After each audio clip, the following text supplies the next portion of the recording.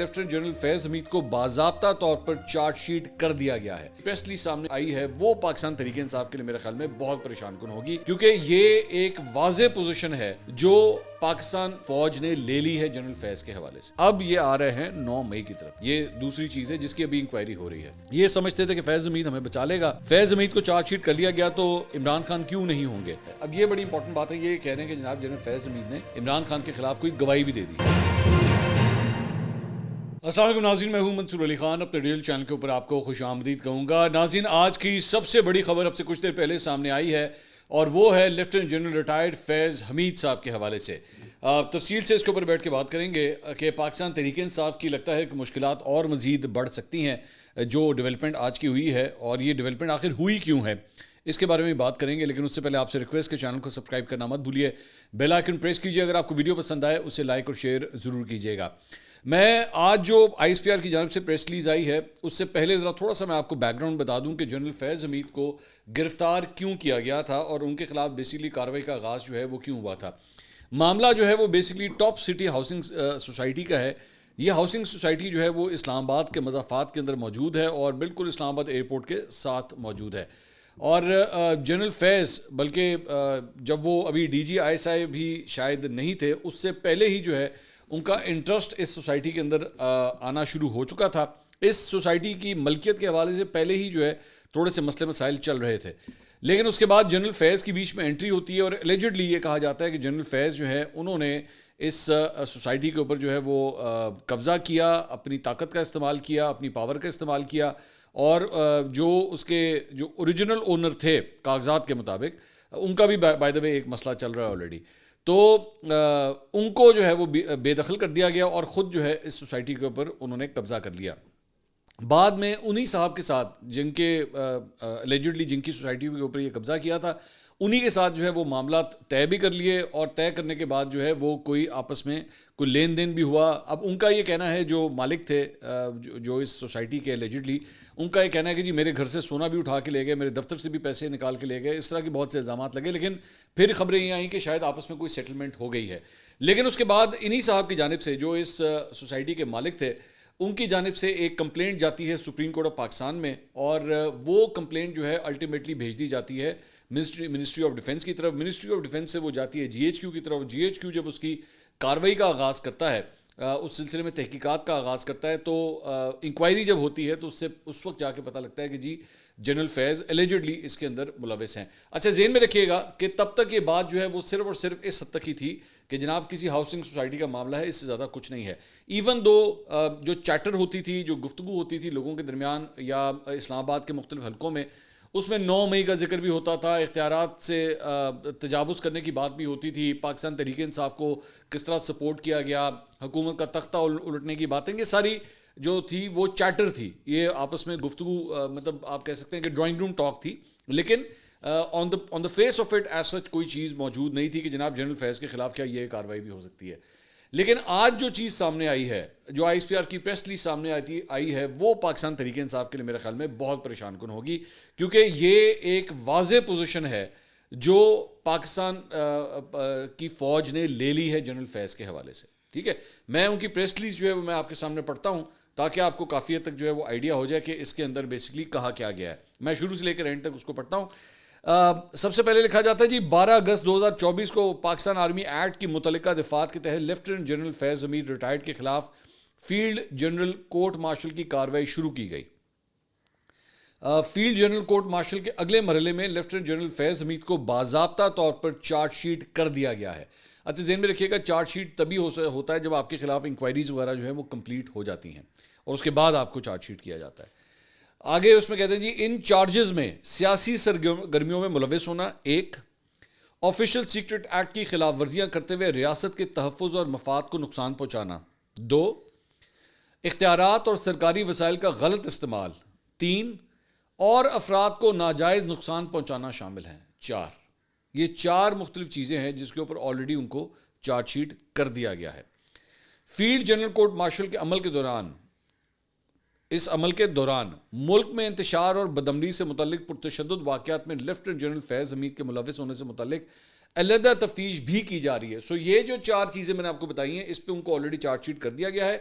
اب اس معاملے کے اوپر جو ہے وہ انکوائری الگ ہوگی. میں نے آپ سے کہا تھا نا پہلے انکوائری ہوتی ہے, اس کے بعد یہ 4 چیزیں تو ہو گئیں. اب یہ چیزیں جو ہیں جو اب میں آپ کو بتا رہا ہوں یہ اس سے سپریٹ ہیں. تو اس میں یہ کہتے ہیں کہ جناب ملک میں انتشار اور بدامنی سے متعلق. اس کے بعد کہتے ہیں جی ان پرتشدد اور بدامنی کے متعدد واقعات میں 9 مئی سے جڑے واقعات بھی شامل تفتیش ہیں. اب یہ آ رہے ہیں 9 مئی کی طرف. یہ دوسری چیز ہے جس کی ابھی انکوائری ہو رہی ہے. اور ان متعدد پرتشدد واقعات میں مذموم سیاسی عناصر کی اما اور ملی بھگت بھی شامل تفتیش ہے. اب 9 مئی کس کے اوپر الزام لگتا ہے؟ پی ٹی آئی کے اوپر, ظاہری بات ہے. تو یہ جو لائن ہے ان متعدد پرتشدد واقعات میں مذموم سیاسی عناصر کی اما اور ملی بھگت بھی شامل ہے, یہ ڈائریکٹلی پی ٹی آئی یا عمران خان صاحب کی طرف جو ہے یہ اشارہ جاتا ہے. Field general court marshal K عمل کے دوران لیفٹیننٹ جنرل فیض حمید ریٹائرڈ کو قانون کے مطابق تمام قانونی حقوق فراہم کیے جا رہے ہیں. تو یہ جناب معاملات ہیں. 4 چیزوں کے اوپر جو ہے آلریڈی چارج شیٹ کر دیا گیا ہے, اور 2 مختلف چیزیں جو ہیں جس میں 9 مئی اور ملک میں پرتشدد کاروائیاں, انتشار, اس کے اوپر جو ہے انکوائری ابھی ہو رہی ہے. اگر تو وہ بھی ثابت ہو گئیں, اگر ہو گئیں تو پھر وہ بھی جو ہے ان معاملات کے ساتھ جوڑ دی جائیں گی, اور ان کا جو کورٹ مارشل ہو رہا ہے اس کی پروسیڈنگز میں یہ چیز بھی شامل ہو جائے گی. سو اس لیے ابھی بھی ایک چھوٹی سی ونڈو جو ہے وہ پاکستان تحریک انصاف کے لیے اس حد تک ہے کہ وہ یہ دعا کریں کہ یہ معاملہ ان تک نہ جڑے جا کے, کیونکہ اگر یہ جڑ گیا. اچھا, دوسری بات یہ کہ آفیشیل سیکرٹ ایکٹ کی خلاف ورزی جو آلریڈی چارج شیٹ ہو چکی ہے, اور ریاست کے تحفظ اور مفاد کو نقصان پہنچانا, اختیارات اور سرکاری وسائل کا غلط استعمال, افراد کو ناجائز نقصان پہنچانا, اس کا مطلب ہے یہ ساری وہ چارج شیٹ جو ہیں یہ بیسکلی وہ جو ٹاپ سٹی کا جو اسکینڈل تھا ہاؤسنگ سوسائٹی کا, اس سے ریلیٹڈ جو ہے وہ ساری چیزیں اس کی تو چارج شیٹ ہو گئی ہے, اور اس میں یہ پتہ لگتا ہے کہ جناب واقعی یہ اس کے اندر جو ہے الیجڈلی ملوث تھے. اب ظاہری بات ہے کورٹ مارشل جب چلے گا اس میں ذہن میں رکھیے گا کہ جنرل فیض حمید کے پاس جو ہے اپنا لائر اپوائنٹ کرنے کی پوری ان کو لبرٹی ہوتی ہے, وہ کسی کو بھی اپوائنٹ کر سکتے ہیں, ان کی نمائندگی کی جا سکتی ہے, اور اس کے بعد جب یہ پروسیڈنگز چلیں گی تو پھر فیصلہ ہوگا کہ ان کے خلاف جو ہے وہ کیا سزا سنائی جاتی ہے. ابھی تک ہمیں جو کچھ حد تک باتیں پتہ ہیں وہ یہ ہے کہ ہو سکتا ہے کہ عمر قید کی سزا بھی ہو سکتی ہے, ہو سکتا ہے کہ مطلب کچھ قانونی ماہرین یہ کہہ رہے ہیں کہ سزائے موت بھی ہو سکتی ہے اگر بہت کوئی سنگین قسم کے جو ہے وہ الزامات ثابت ہو گئے ان کے اوپر. سو جسے کہتے ہیں نا کہ وی ڈونٹ نو ابھی تک, کیونکہ ظاہری بات ہے اس کی پروسیڈنگ کے اوپر جو ہم ڈیپینڈ کر رہے ہوتے ہیں وہ صرف اور صرف آئی ایس پی آر کی پریس ریلیز کے اوپر ہم یہ کر رہے ہوتے ہیں. لیکن اس کے تانے بانے جو ہیں وہ اگر پاکستان تحریک انصاف کے ساتھ جڑ گئے اور پتہ لگ گیا کہ ہاں جی انہوں نے پاکستان تحریک انصاف کو بھی معاونت کی تھی, تو پھر ان کے لیے جو ہے بہت پرابلمٹک ہو سکتا ہے. دوسری بات یہ کہ ایون تو ایک تو اس کا سیاسی اینگل ہے کہ ہاں جی جنرل فیض حمید کا نام جو ہے وہ عمران خان صاحب کے ساتھ جڑتا تھا یا پی ٹی آئی کے ساتھ جڑتا تھا. سب سے امپورٹنٹ بات یہ جو دنیا اس کو جس اینگل سے دیکھ رہی ہے وہ ہے کہ جناب ایک farmer D G I S I کا جو ہے وہ کورٹ مارشل ہونے جا رہا ہے, اور آج ان کے اوپر یہ چارج شیٹ بھی جو ہے وہ پروو ہو گئی ہے, چارج شیٹ لگا دی گئی ہے ان کے اوپر. So world over this is unprecedented. Pakistan کے اندر کبھی بھی کسی اسپائی ماسٹر کے حوالے سے, کسی جاسوسی کرنے والے ادارے کے سربراہ کے حوالے سے کوئی ایسی کارروائی ہو, کبھی سوچا بھی نہیں جا سکتا تھا. So this is unprecedented what is happening right now. اور ظاہری بات ہے اس میں ایک اور اینگل اس بات کا بھی ہے کہ یہ پاور گیم ہے. میرے خیال میں اسٹیکس جس حد تک آگے چلے گئے تھے, خاص طور پہ جب جنرل عاصم منیر جو ہیں وہ آرمی چیف بننے کی دوڑ کے اندر شامل تھے, اور جو کچھ ہم نے اس ملک میں دیکھا, مثال کے طور پہ ہم نے عمران خان صاحب کا لانگ مارچ پہ بھی دیکھا, ہم نے اس کے بعد عمران خان صاحب کو جنرل باجوہ کو آفرے کرتے بھی ہم نے دیکھا کہ جناب آپ جو ہے وہ ہم سے ایکسٹینشن لے لیں, اور جب الیکشن ہو جائیں تو اس کے بعد ہم اگلا آرمی چیف جو ہے وہ چوز کر لیں گے. ساری یہ چیزیں ہم نے دیکھی. سو میں جس طرح ہمیشہ ہی کہتا ہوں نا, یہ پاور گیم ہے. اگر اس وقت عمران خان صاحب کے وہ سارا کچھ کامیاب ہو جاتا تو کچھ پتہ نہیں آج کورٹ مارشل یا ان ساری چیزوں کا سامنا کوئی اور کر رہا ہوتا. لیکن آج جو ہے وہ جنرل فیض کر رہے ہیں کیونکہ ان کے اوپر یہ الزامات جو ہیں. اور یہ بڑے انٹرسٹنگ بات یہ ہے کہ جو ٹاپ 3 کا اسکینڈل ہے, یہ ٹاپ 3 کا اسکینڈل جو ہے کوئی عمران خان صاحب کی حکومت کے جانے کے بعد نہیں آیا, یہ اس سے پہلے سے چل رہا ہے, یہ اس سے بھی پہلے کا ہے. لیکن یہ منظر عام کے اوپر تب آتا ہے. میں ہمیشہ یہی بات کہتا ہوں نا کہ اسکینڈلس تو بہت آتے ہیں, اسکینڈلس کے اوپر کام تب شروع ہوتا ہے جب وہ بندہ پاور سے جاتا ہے. جب پاور کوریڈور سے باہر نکلتا ہے نا, وزیر اعظم ہاؤس سے باہر نکلتا ہے یا پاور سے نکلتا ہے, تو پھر اس کے اگینسٹ کارروائی کا آغاز ہوتا ہے, جس طرح عمران خان صاحب کے خلاف ہو رہا ہے. یا جب عمران خان صاحب پاور میں تھے تو اس وقت انہوں نے شریف خاندان, نون لیگ, پیپلز پارٹی سب کو رگڑا دیا ہوا تھا. آج نون لیگ اور پیپلز پارٹی جب حکومت میں آئے تو وہ عمران خان صاحب کو رگڑا دے رہے ہیں. سو this is the main point. اچھا جی، اس کے علاوہ فیصل واڈا صاحب نے جناب اس پہ کامنٹری کی ہے. انہوں نے کہا ہے کہ ٹھیک وقت پر ٹھیک کام ہوا ہے. انہوں نے کہا 75 سال بعد ملک میں طاقتور کا احتساب ایسے ہو رہا ہے جیسے عام آدمی کا ہوتا ہے. 14 دسمبر کو سول نافرمانی کا جو اعلان ہونا تھا وہ بھی مس فائر ہو گیا ہے. یہ سمجھتے تھے کہ فیض حمید ہمیں بچا لے گا. پہلے بھی کہہ رہا تھا کہ پی ٹی آئی تباہی اور بربادی کی طرف جاری ہے. بانی پی ٹی آئی اور ان کے ہواری بھی اس لپیٹ میں آ جائیں گے. فیض حمید کو چارج شیٹ کر لیا گیا تو عمران خان کیوں نہیں ہوں گے. فیض حمید نے شواہد اور گواہی دی ہے, عمران خان کو کیسے چھوڑا جا سکتا ہے. اب یہ بڑی انپورٹنٹ بات ہے, یہ کہہ رہے ہیں کہ جناب جنرل فیض حمید نے عمران خان کے خلاف کوئی گواہی بھی دے دی ہے. اب یہ ان کی معلومات ہیں. آئی ایس پی آر کی پریس ریلیز فی الحال کم از کم ایسی کوئی بات نہیں کرتی. اچھا جی, سپریم کورٹ بھی آج بہت ایکٹیو تھا, وہاں پہ بھی کافی کچھ ہوا ہے. تو سپریم کورٹ کے آئینی بینچ نے عمران خان کے خلاف توہین عدالت کی حکومتی درخواست پر سماعت کی. اس دوران عمران خان صاحب کے وکیل اور ایڈیشنل اٹارنی جنرل جو ہے وہ عدالت میں پیش ہوئے.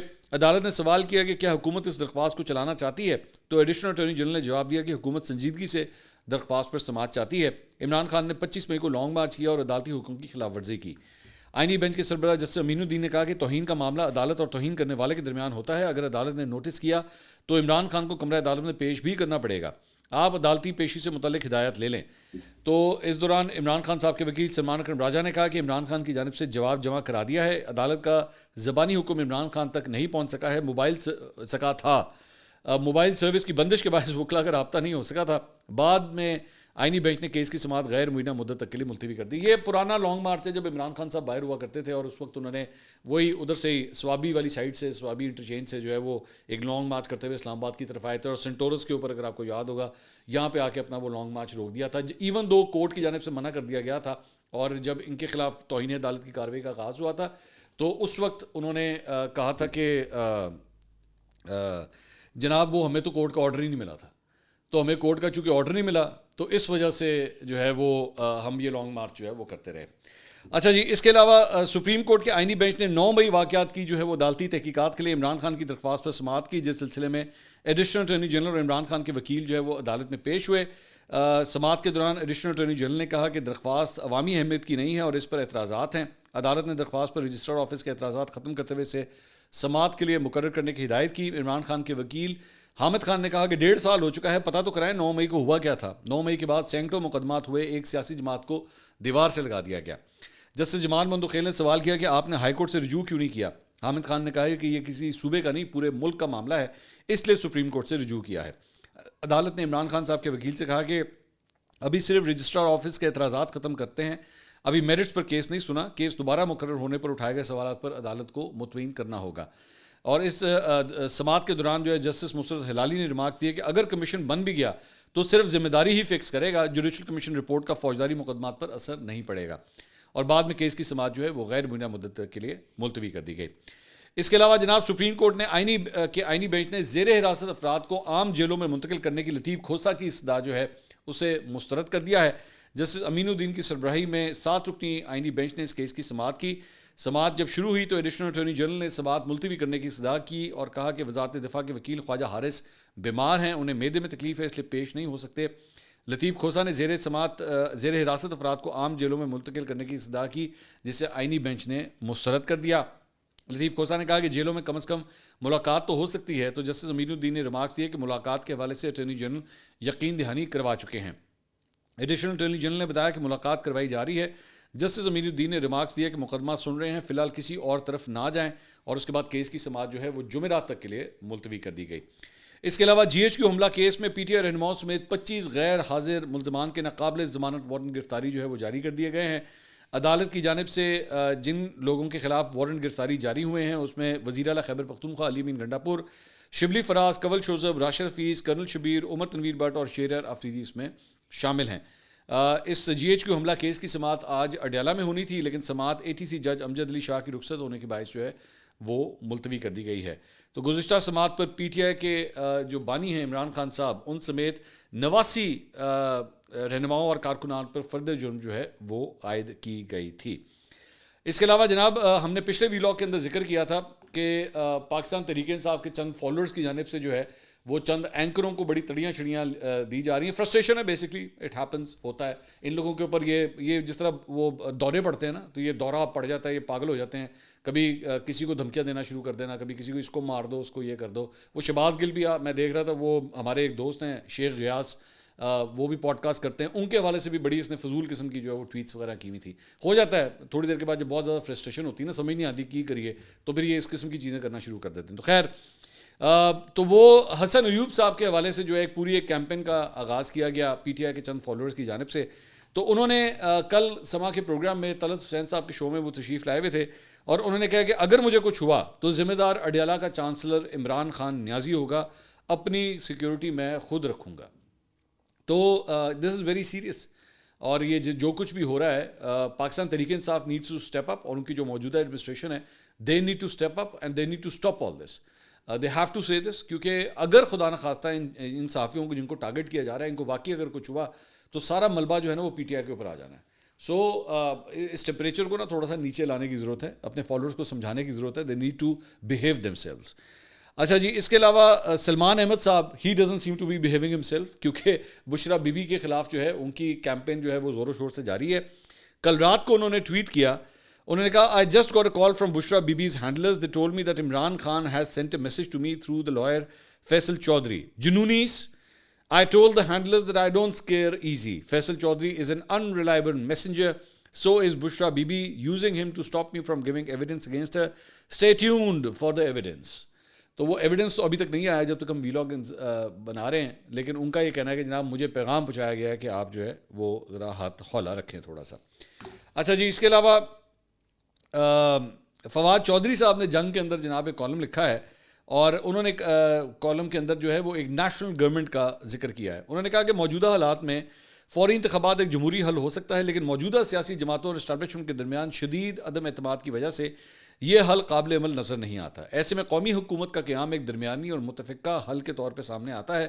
میں نے فیصل آباد میں قومی حکومت کے لیے فارمولہ پیش کیا. موجودہ حالات میں قومی حکومت کا قیام ہی نہایت موضوع معلوم ہوتا ہے. قومی حکومت کے قیام کا طریقہ, اس کے بعد وہ بتاتے ہیں عمران خان اور تمام سیاسی قیدیوں کو فی الفور رہا کیا جائے, اور ملک میں جاری جبر و استبداد کو فوری روکا جائے. آصف علی زرداری, نواز شریف اور عمران خان سے دو نام لے لیے جائیں. ایک غیر جانبدار اور قابل قبول شخصیت پر اتفاق کیا جائے. اگر ان تینوں شخصیات کا اتفاق نہیں ہوتا تو سپریم کورٹ کا فل کورٹ نئے وزیر اعظم کے نام کا انتخاب کر لے.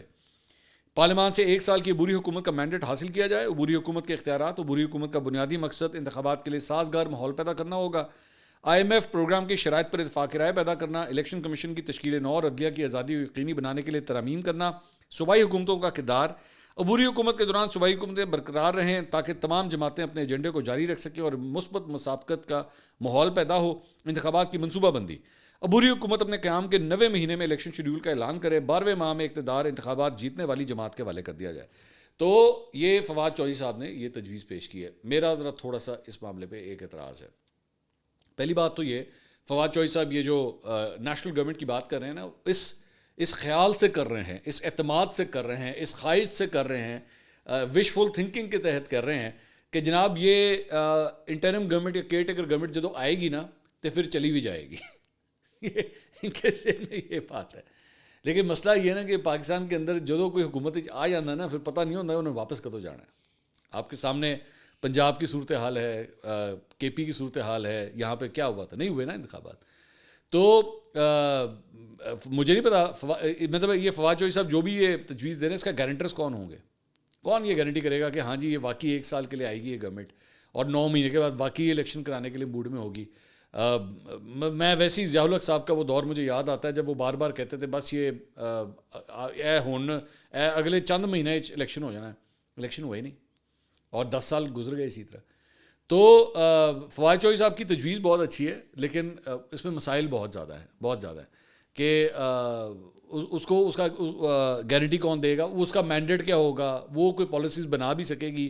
اب اگر وہ 1 سال کے لیے آ رہی ہے تو ظاہری بات ہے غیر منتخب ہوگی بھی تو غیر منتخب نا, تو وہ کس طرح آگے چلائے گی, یہ ساری چیزیں. تو I think it's really impractical. یہ مجھے لگتا نہیں ہے کہ یہ چیز جو ہے ہو سکتی ہے. اس کے علاوہ جناب عمران خان صاحب کی جیل سے منتقلی کی آفر کے حوالے سے جو ہے وہ رؤوف حسن صاحب جو پاکستان تحریک انصاف کے رہنما ہیں, وہ کل ایک پروگرام کے اندر آئے ہوئے تھے.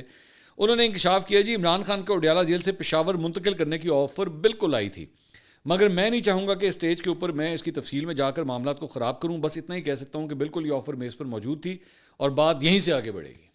تو مطلب آفر موجود تھی. بات یہاں سے آگے بڑھے گی. لیکن اگر پھر میں جب دیکھتا ہوں جنرل فیض والی یہ جو ڈیولپمنٹ ہوئی ہے, رؤف حسن صاحب کو چاہیے ایک دفعہ چیک کر لیں, وہ آفر ابھی بھی ٹیبل پہ موجود ہے یا گر گئی ہے کہیں پہ, کیونکہ یہ حالات اور جذبات اور خیالات آئی ایس پی آر کی یہ جو پریس ریلیز ہے اس کے لیے تو اس کے اندر تو بڑے خطرناک نظر آ رہے ہیں. Let's see what happens. اگلی ویڈیو میں آپ سے دوبارہ ملاقات ہوگی.